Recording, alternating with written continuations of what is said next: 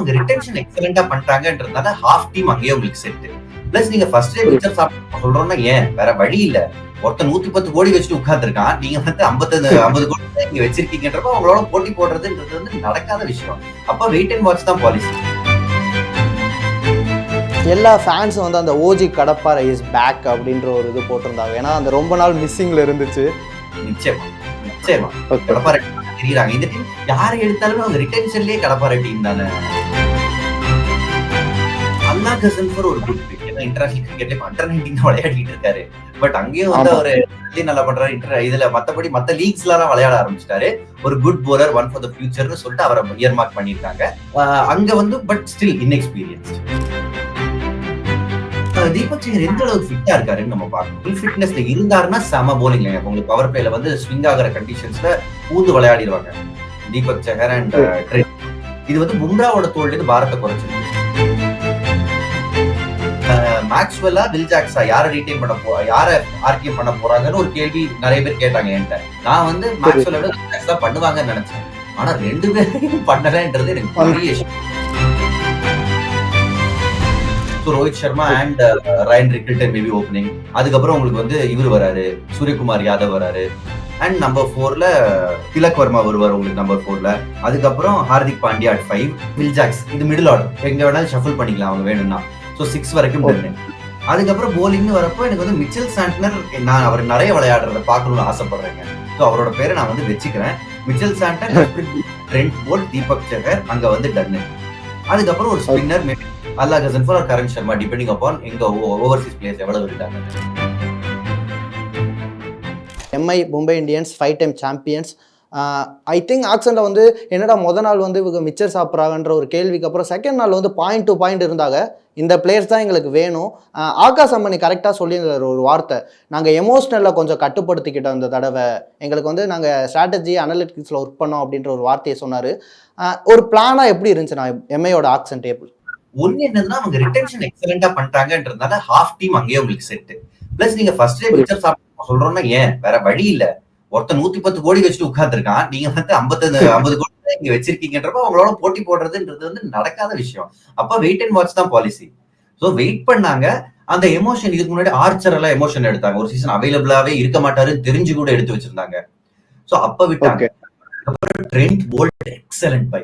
Trend Boult super pick அவங்களுக்கு. ஏன்னா batting already set, போலிங்ல பும்ரா செட். அவரை சுத்தி நீங்க எடுக்கணும்ன்றப்போ Trent Boult new ball, Jasprit Bumrah உங்களுக்கு ஸ்லாக் அங்க செட் பண்ணிட்டாங்க. போலிங் ஒரு மாதிரி அந்த ரெண்டு பிளேயர்ஸை வச்சு. அண்ட் மிச்சல் சாண்டர் மாதிரி பிளேயர் உங்களுக்கு வந்து மற்ற கண்டிஷன்ஸ்ல யூஸ் ஆவாரு. Excellent all-rounder, brilliant team. Okay, எல்லா ஃபேன்ஸும் வந்து அந்த ஓஜி கடப்பாறை இஸ் பேக் அப்படின்ற ஒரு இது போட்டிருந்தாங்க. ஏன்னா அந்த ரொம்ப நாள் மிஸ்ஸிங்ல இருந்துச்சு, அது பேக்னு போட்டிருந்தாங்க. அது உண்மையிலேயே பேக் ஆயிருக்கானா? உண்மையிலேயே ஓஜி கடப்பாறை இஸ் பேக். நிச்சயமா கடப்பாறை தெரியுறாங்க. இந்த டீம் யாரை எடுத்தாலுமே அவங்க ரிட்டென்ஷன்லயே கடப்பாறை டீம் தானே. புரியுது. ஆனா நீங்க எதுவும் சர்ப்ரைஸ் ஆனீங்களா? நமன்தீருக்கு நேகல் வதாராக்கு ஆர்டிஎம் போடாம நமன்தீருக்கு போட்டதுல நீங்க ஏதாச்சும் சர்ப்ரைஸ் ஆனீங்களா? இருந்துச்சு, எனக்கு ஒரு சர்ப்ரைஸ் இருந்துச்சு. பட் ரெண்டுல யாரோ ஒருத்தருக்கு தான் போடுவாங்கன்றப்போ அவங்க வந்து ஆக்ஷன்ல யாரு எப்ப வராங்கன்றத பார்த்து போட்டிருக்காங்க. அது எனக்கு உண்மையிலேயே ஒரு சர்ப்ரைஸ். ஓகே, இந்த இடத்துல எனக்கு வந்து லைக் 2-3 கொஸ்டின்ஸ் மட்டும் தான் எம்ஏ பற்றி இருக்குது. ராபின் மின்ஸ்னு ஒரு விக்கெட் கீப்பருக்கு இன்வெஸ்ட் பண்ணியிருக்காங்க. அதுவும் அவரை வந்து லைக் கம்மியான ரேட்டில் எடுத்திருக்காங்க. ஜார்க்கண்டோட கிறிஸ்கெயில்னு அவருக்கு ஒரு பட்டம் ஆல்ரெடி கொடுத்துருக்காங்க. ஸோ ஆல்ரெடி ரயன் ரிக்கல்டனை எடுத்த பிறகு ஓகே இவர் தான் ஓப்பனிங் விக்கெட் கீப்பர் இருப்பான்னு பார்த்தா திடீர்னு ஒரு ட்விஸ்ட்டில் வந்து வில் ஜாக்ஸையும் எடுத்துட்டாங்க. ஸோ யார் விக்கெட் கீப்பராக இருக்க போகிறா? ராபின் மின்ஸுக்கு தான் ஃபுல் வாய்ப்பு கொடுக்க போகிறாங்களோ? ஆப்ஷன் பார்த்து ரிக்கல்டன் தான் உங்களுக்கு ஃபர்ஸ்ட் சாய்ஸா இருப்பாருன்னு நினைக்கிறேன். ஓகே, வெயிட் பண்ணுவாங்க. ஏன்னா உங்களுக்கு வந்து ஐ திங்க் இவர் தான் இருப்பார். ரயன் ரிக்கல்டன் தான் ஆரம்பத்துல இருக்க முடியும் அந்த டீமை பார்க்கும்போது. அப்படி இல்லைன்னா அவங்க வேற யாருக்காவது போகலாம். என்னோட அசஸ்மெண்ட் படி Ryan Rickelton will be the first choice. Robin Minz இருக்கார், ஆஃப் கோர்ஸ் 22 இயர் ஓல்டு, ஒரு லெஃப்ட் ஹேண்டர். ட்ரை பண்ணலாம், நாட் பேட். நீங்க வந்து ஓபன் பண்ண வைக்கலாம் அவரை. டாப் சர்மாவோட இஷான் கிஷன் பண்ண வேலை பண்ணுவாருன்னு. But will have to wait and watch. Initial I think Ryan Rickelton போவாங்கன்னு நினைக்கிறேன். புரியுது. ஆனால் மும்பைட்ட இருந்த ஒரே ஒரு குறையா என்ன பார்த்தோம்னா அந்த spin attack. After Harbhajan Singh அதுக்கப்புறம் அந்த ஒரு லெஜசி போயிருச்சு. இந்த தடவை எங்களுக்கு ஸ்பின் கண்டிப்பாக வேணும் அப்படின்னு லைக் அல்லா ஹசன்பரையும் அண்டு சாண்ட்னர், கரண் சர்மா மாதிரி ஒரு பவுலர் வந்து எடுத்திருக்காங்க. ஸோ ஒர்க் அவுட் பண்ணியிருக்காங்களோ ஃபுல்லாக ஆக்ஷன், இப்படி தான் நம்ம கப் அடிச்சே ஆகணும் அப்படின்னு.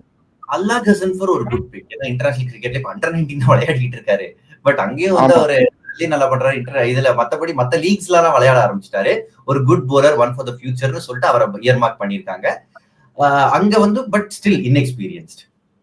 ஐபிஎல்ன்றது வேற லெவல். அவரை தவிர மிச்சல் சாண்டர் தான் எனக்கு வந்து அங்க நம்பிக்கை தரக்கூடிய போலரா இருக்காரு. கரண் சர்மா இவ்வளவு வரைக்கும் நம்ம பார்த்திருக்கோம். எக்ஸ்ட்ராடினரி, அதே சமயம் ரொம்ப சுமாரும் கிடையாது. ஓகே. அவர் வந்து பேக்கப்பா இருப்பாரு. பியூஷ் சாவ்லா பண்ற மாதிரி அவர் ரெகுலரா எல்லா மேட்சும் தருவாங்களான்னு எனக்கு வந்து டவுட் தான். ஏன்னா இனிஷியல் ப்ரிஃபரன்ஸ் உங்களுக்கு வந்து அலாக சன்ஃபருக்கு தான் கொடுப்பாங்க. அண்ட் மிச்சல் சாண்டரையும் அங்கங்க விளையாட வைப்பாங்க. பவுலிங் யூனிட் அந்த பவர் பிளேயே ஒரு மாதிரி ஸ்டெடி ஆக்கிட்டாங்கன்னு நினைக்கிறேன். ஏன்னா தீபக் சஹர் ஃபிட்டா இருந்தாருன்னா அவரை மாதிரி ஒரு பவர் பிளே பவுலர் இருக்க முடியாது. ஸோ ட்ரெண்ட் போல்ட் ஃபர்ஸ்ட் ஓவரும் second over Deepak Chahar, third over Bumrah. எப்படி இருக்க போகுது? ஐ திங்க் பவர் பிளேலயே ஒரு மேட்சை முடிச்சிருவாங்களோன்னு தோணுது. தீபக் சஹர் எந்த அளவுக்கு ஃபிட்டா இருக்காருன்னு நம்ம பார்க்கணும். எஸ், ஃபுல் ஃபிட்னஸ்ல இருந்தாருன்னா செம போலிங் லைன். உங்களுக்கு பவர் பிளேல வந்து ஸ்விங் ஆகிற கண்டிஷன்ஸ்ல பூந்து விளையாடிடுவாங்க தீபக் சஹர் அண்ட் ட்ரெண்ட். இது வந்து பும்ராவோட தோல்ல இருந்து பாரத்தை குறைச்சிருக்கு. பும்ரா பவர் பிளேல ஒரே ஒரு போடுவாரு, மிடில் ஓவர்ஸ்ல ஒன்னு, இல்லைன்னா கிரைசிஸ் எங்கேயாவது போடுவாரு. அண்ட் உங்களுக்கு வந்து ஸ்லாக்ல 2 ஓவர் ஆஃப் பும்ரா இருக்கும். அது வந்து தங்கம். சோ அதுக்கு பும்ராவுக்கு வந்து ஃப்ரீடம் கொடுத்துட்டாங்க. உன்னோட ரோல் இவ்வளவுதான், நீ இங்க ஒண்ணுதான் போட போற, பெருசா பாரம் எதுவும் எடுக்காத, ஸ்லாக்ல நீ வேணும்னு சொல்லிட்டாங்க பும்ரா கிட்ட. So excellent pick. மொத்தமா ஒரு டீமா நீங்க பெஸ்ட் பிக். ஏன்னா வில் ஜாக்ஸ் மாதிரி ஒரு பிளேயரை வந்து like Rohit Sharma Will Jacks ஓப்பனிங்னு நிறைய இதில் வரும்போது எப்படி இருந்துச்சு வில் ஜாக்ஸ் எடுத்தப்ப? ஏன்னா ஆர்சிபி ஆர்டிஎம் பண்ணல. ஸோ அந்ததே ஒரு சர்ப்ரைஸா இருந்துச்சு. சத்தியமா எனக்கு அதுதான் நம்பவே முடியல. அதுதான் பண்ண போறாங்கன்னு நினைச்சேன். ஆர்டிஎம் பண்ணி போய் அங்க அந்த போலருக்கு போய் கை கொடுத்துட்டு வந்தாரு பாருங்களேன். நான் ரொம்ப ஆச்சரியம். வில் ஜாக்ஸ் மேக்ஸ்வெல் கூட நான் ஒரு மாதிரி, அதாவது மேக்ஸ்வெல்லா வில் ஜாக்ஸா யார ரீடைன் பண்ண யார ஆர்டிஎம் பண்ண போறாங்கன்னு ஒரு கேள்வி நிறைய பேர் கேட்டாங்க என்கிட்ட. நான் வந்து மேக்ஸ்வெல்ல விட வில் ஜாக்ஸ் தான் பண்ணுவாங்கன்னு நினைச்சேன். ஆனா 2 பேரையும் பண்ணலன்றது எனக்கு பெரிய. ஓகே, உங்களோட பிளேயிங் 11 என்னவா நான் இருக்கும்? லைக் நீங்க ஒரு ப்ரெடிக்ட் பண்ண. Rohit Sharma open along with இப்ப வில் ஜாக்ஸ் பண்ணலாம் தேவைப்பட்டுச்சு. ஏன்னா அவரும் வந்து ஓப்பனிங்ல ரீசனபிளா ஓகே பண்ணாரு. இல்ல நீங்க கீழே மிடில் ஆர்டர்ல டிஸ்டர்ப் பண்ண வேணாம்னா நீங்க வந்து அங்க வச்சுக்கலாம். So Rohit Sharma and Ryan Rickelton maybe opening. அதுக்கப்புறம் உங்களுக்கு வந்து இவர் வராரு, சூரியகுமார் யாதவ் வராரு அட் நம்பர் 3. அண்ட் நம்பர் 4ல ஒரே ஒரு நிமிஷம் திலக் வர்மா இருக்கா? திலக் வர்மா வருவார் உங்களுக்கு நம்பர் 4ல. அதுக்கப்புறம் Hardik Pandya at 5. Will Jacks. இது மிடில் ஆர்டர், எங்க வேணாலும் ஷஃபிள் பண்ணிக்கலாம் அவங்க வேணும்னா. சோ 6 வரைக்கும் டன்னு.